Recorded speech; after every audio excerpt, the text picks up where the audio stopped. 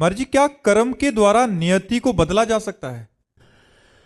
नहीं, जो पहले से निश्चित हो चुका है वो इतना हो सकता है कि जैसे 100 थप्पड़ लगने हैं तो 10 में निपट जाएगा, लेकिन लगेगा। 100 थप्पड़ लगने हैं तो 10 में निपट जाएगा, पर 10 पड़ेंगे, उसको बदला नहीं जा सकता। अवश्यमेव भोक्तव्यम कृतम कर्म शुभाशुभम। जो शुभ अशुभ कर्म का परिणाम प्रारब्ध बन करके आया है वो भोगना पड़ेगा। भजन से ये है कि उसका परसेंटेज कुछ कम हो जाएगा और भोगने की सामर्थ्य मिलेगी, बड़े प्यार से निपट जाएगा, लेकिन उसे टाला नहीं जा सकता। नहीं, बड़े बड़े सिद्धों के शरीर में रोग पाए गए। रामकृष्ण परमहंस जी को गले का कैंसर था, भाई जी हनुमान प्रसाद पोद्दार जी को उदर का, बहुत से संतों में ऐसा पाया जाता है बड़े बड़े रोगों से ग्रसित, तो अपनी नियति को बदल सकते हैं। उनमें इतना भजन है, लेकिन नहीं, उन्होंने नियति को स्वीकार किया, भोग दंड रूप से स्वीकार करके भजन के बल से वो इसे पार कर गए, लेकिन नियति को बदला नहीं। जो बदल सकते थे, और जिनकी सामर्थ्य नहीं तो बदल ही नहीं सकते, जिनकी सामर्थ्य थी वो भी नहीं बदले। जैसे भगवान स्वयं राम है, उनके पिता को दशरथ जी को शाप मिला, जैसे मैं अपने पुत्र के वियोग में तड़प रहा हूं वैसे तुम अपने पुत्र के वियोग में तड़प कर प्राण त्यागोगे। तो क्या भगवान राम ने नियति को टाला? नहीं टाला। वैसे ही हा राम कहते हुए दशरथ जी के प्राण गए।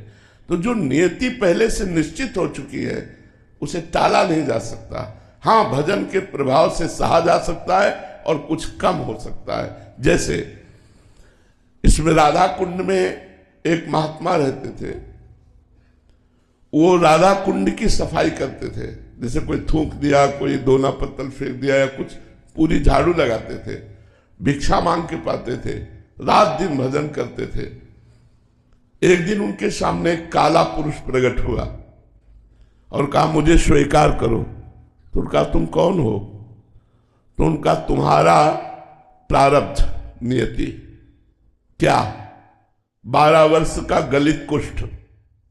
भजनानंदी थे, सबके सामने नहीं होता, सबके सामने प्रारब्ध नहीं आता कि मुझे स्वीकार करो, वो तो अपने आप रौंद देता है।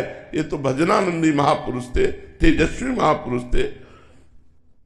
उन्होंने कहा 12 वर्ष का हमारे पास समय नहीं है कि मैं 12 वर्ष कुष्ठ को लाद के बैठूं। राधा कुंड की सेवा है, संतों की सेवा है, हमारा नियम है। दूसरे दिन फिर प्रारब्ध आया, कहा बाबा स्वीकार तो करना पड़ेगा, हम रात दिन लगा करके उसे 6 वर्ष में कर देते हैं। उनका 6 वर्ष भी हमारे टाइम नहीं। आखिरी में 1 महीना कहा, बोले हमारे पास 1 महीना भी टाइम नहीं। तो उसने कहा 24 घंटे तो भोगना ही पड़ेगा। बोले स्वीकार है। 12 वर्ष का गलित कुष्ठ 24 घंटे में। कहा मैं 12 वर्ष का कष्ट 24 घंटे में दूंगा, कोई औषधि नहीं, कोई सेवक नहीं। उनका शर्त स्वीकार है। और एक कोठरी में बैठ गए और शिष्यों से कहा कोई भी अब दरवाजा खटखटाना नहीं, मैं चाहे जितना चिल्लाऊं, कोई औषधि नहीं, कोई हमें डिस्टर्ब मत करना, 24 घंटे बाद हम निकलेंगे।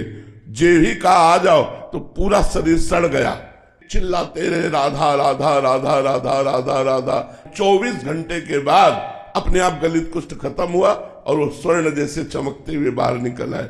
तो ये भजन के प्रताप कि 12 वर्ष का गलित कुष्ठ उनका 24 घंटे में कट गया, लेकिन भोगना पड़ा। अवश्य में भोक्तव्यम कृतम कर्म शुभाशुभम।